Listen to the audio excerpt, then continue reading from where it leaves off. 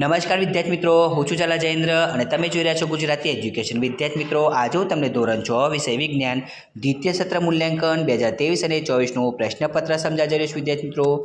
વિદ્યાર્થી મિત્રો, આ પેપર તમારે કુલ ગુણ 80 માર્કનું રહેશે અને તેનો સમય તમારે 3 કલાકનો રહેશે. તો આપણે જઈએ પ્રશ્ન 1 તરફ. તો વિદ્યાર્થી મિત્રો, પ્રશ્ન 1 એની અંદર વિકલ્પો આપેલા છે અને વિકલ્પો તમારે 12 માર્કના પૂછાતા હોય છે. પહેલો છે પર્વતીય વિસ્તારમાં કઈ વનસ્પતિ ઉગે છે?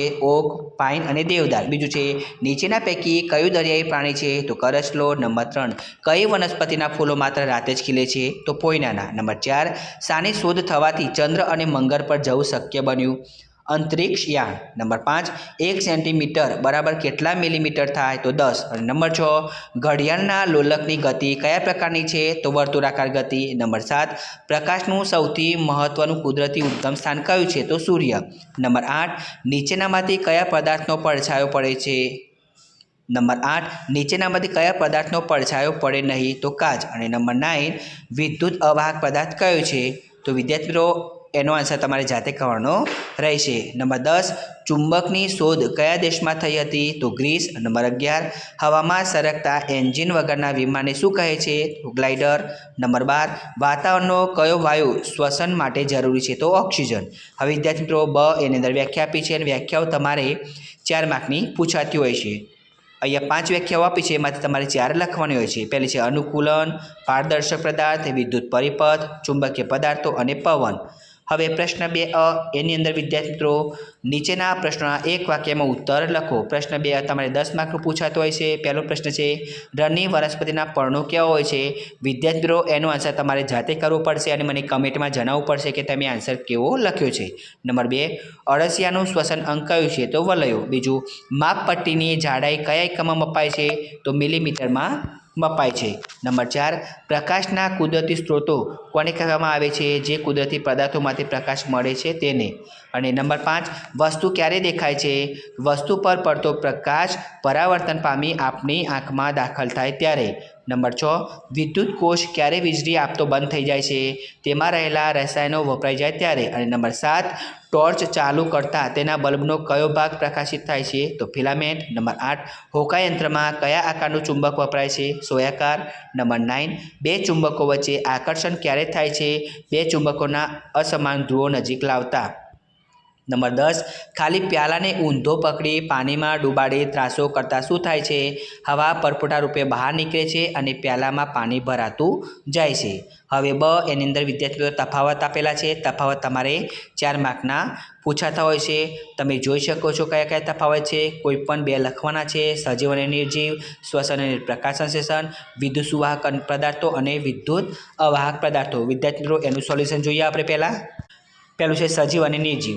સજીવમાં તે ખોરાક લે છે, તે શ્વસન કરે છે, તે હલનચલન કરે છે, તે વૃદ્ધિ અને વિકાસ પામે છે. જ્યારે નિર્જીવમાં તે ખોરાક લેતું નથી, તે શ્વસન કરતું નથી, તે હલનચલન કે પ્રચલન કરે છે, તે વૃદ્ધિ અને વિકાસ પામતું નથી. હવે વિદ્યુત સુવાહક અને વિદ્યુત અવાહક, એની અંદર તેમાંથી વિદ્યુત પ્રવાહ પસાર થઈ શકે છે. બીજું લોખંડ, તાંબુ જેવી ધાતુઓ વિદ્યુત સુવાહક છે. વિદ્યુત અવાહકની અંદર તેમાંથી વિદ્યુત પ્રવાહ પસાર થઈ શકે નથી. બીજું છે રબર, એનોલાઇટ જેવા પદાર્થ વિદ્યુત અવાહક છે. હવે વિદ્યાર્થી મિત્રો, શ્વસન અને પ્રકાશ સંશ્લેષણ એનું જોવાનું છે આપણે વિદ્યાર્થી મિત્રો. તો પહેલું છે આ ક્રિયા વનસ્પતિ અને પ્રાણીઓ એમ બંનેમાં થાય છે. બીજું આ ક્રિયામાં ઓક્સિજન વાયુનો ઉપયોગ થાય છે અને કાર્બન ડાયોક્સાઇડ મુક્ત થાય છે. પ્રકાશ સંશ્લેષણની અંદર આ ક્રિયા ફક્ત વનસ્પતિમાં થાય છે. આ ક્રિયામાં ઓક્સિજન વાયુનો ઉપયોગ થાય છે અને કાર્બન ડાયોક્સાઇડ મુક્ત થાય છે. તો વિદ્યાર્થી મિત્રો, આ હતું તમારે તફાવતનું સોલ્યુશન. હવે એની અંદર નીચેના બે ઉદાહરણ આપો. પર્વતીય વિસ્તારમાં રહેતા પ્રાણીઓ અને નિવાસ સ્થાનના અજૈવિક ઘટકો. તો વિદ્યાર્થી મિત્રો, એનું સોલ્યુશન પણ તમારે જાતે કરવું પડશે. હવે પ્રશ્ન 3 એની અંદર નીચેના પ્રયોગોનું આકૃતિ દોરી વર્ણન કરો. 3 પૂછાશે, ગમે તે બેનું તમારે સોલ્યુશન કરવું પડશે વિદ્યાર્થી મિત્રો. પ્રશ્ન 3 તમારે 10 માર્કનું પૂછાતો હોય છે.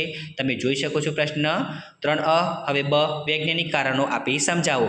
4 પૂછાશે, ગમે તે 3 લખવાના છે અને તમારે 6 માર્કનું પૂછાતો હોય છે. પહેલું છે ઊંટ રણનું વાહન કહેવાય છે. બીજું અંધારા ઓરડામાંની વસ્તુ આપણે જોઈ શકતા નથી. નંબર 3 ઇલેક્ટ્રિશિયન સ્વિચનું સમારકામ કરતી વખતે રબરના મોજા પહેરે છે.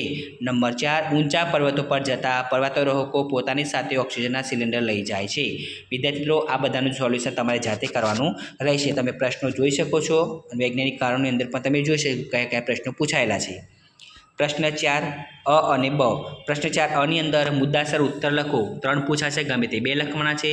અને પ્રશ્ન 4 તમારે 8 માર્કનો પૂછાતો હોય છે. પ્રશ્ન છે પહેલો, રણ પ્રદેશમાં ઉગતી વનસ્પતિઓના અનુકૂલનો જણાવો. બીજું, ગતિના પ્રકાર ઉદાહરણ આપી સમજાવો. નંબર 3, વિદ્યુત કોષની આકૃતિ દોરી તેના ભાગો દર્શાવો. તેના વિશે ટૂંકમાં સમજાવો. અને બ એની અંદર ટૂંકમાં ઉત્તર લખો. એની અંદર વિદ્યાર્થી મિત્રો બ તમારે 8 માર્કનો પૂછાતો હશે. તો જોઈએ પ્રશ્નો. પહેલું છે, વનસ્પતિ ઉત્તેજનાને પ્રતિચાર આપે છે તે દર્શાવતા 2 ઉદાહરણ આપો. બીજું, નિવાસસ્થાનના પ્રકાર જણાવો. અને 3, આગગાડી નિર્જીવ છે કે સજીવ આમ કહેવા માટેના તમારા કારણો આપો. 4, લંબાઈના એકમો કયા કયા છે તેમની વચ્ચેનો સંબંધ જણાવો. અને નંબર 5, પડછાયો સાથે રચાય છે. હવે પ્રશ્ન 5 અ એની અંદર નીચેના પ્રશ્ન ટૂંકમાં ઉત્તર લખો. ગમે તે 4 લખવાના છે વિદ્યાર્થી મિત્રો. અને પ્રશ્ન 5 તમારે 8 માર્કનો પૂછાતો હોય છે. પહેલો છે, ટોર્ચમાં વિદ્યુત પરિપથ પૂર્ણ કેવી રીતે થાય છે? બીજું, વિદ્યુત પરિપથ સાથે કામ કરતી વખતે કઈ કઈ કાળજી રાખશો? નંબર 3, ચુંબકનું ચુંબકત્વ કઈ રીતે નાશ પામે છે? નંબર 4, હોકાયંત્રનો સિદ્ધાંત જણાવી તેમનો ઉપયોગ લખો. નંબર 5, શા માટે રૂનું પૂમડું એટલે કે કોટન વૂલનો ટુકડો પાણીમાં સંકોચાય છે? હવે બ એની અંદર વિદ્યાર્થીઓ વર્ગીકરણ આપેલું છે. વર્ગીકરણ તમે જોઈ શકો છો. વિદ્યુત સુવાહક અને વિદ્યુત અવાહક પદાર્થોનું છે. બ તમારે 4 માર્કનો પૂછાતો હોય છે. હવે ક નીચેના વિધાનો ખરા છે કે ખોટા તે જણાવો. ક તમારે 4 માર્કનો પૂછાતો હોય છે. પહેલું, ઉડતું પતંગિયું સૂર્ય ગતિ કરે છે. બીજું, નળાકાર ચુંબકને એક જ ધ્રુવ હોય છે. નંબર 3, ચુંબક ફક્ત લોખંડની વસ્તુઓને જ આકર્ષે છે. નંબર 4, હવાને જોઈ શકાતી નથી. તો વિદ્યાર્થી મિત્રો, તમને અમારે આ વિડીયો પસંદ આવ્યો હોય તો વિડીયો લાઇક કરો, કમેન્ટ કરો, શેર કરો અને સબસ્ક્રાઈબ જરૂર કરો. વિદ્યાર્થી મિત્રો, આના વગર તમારે બીજી વિડીયો જોઈતી હોય તો નીચે ડિસ્ક્રિપ્શનની અંદર લિંક આપેલી છે. ધન્યવાદ.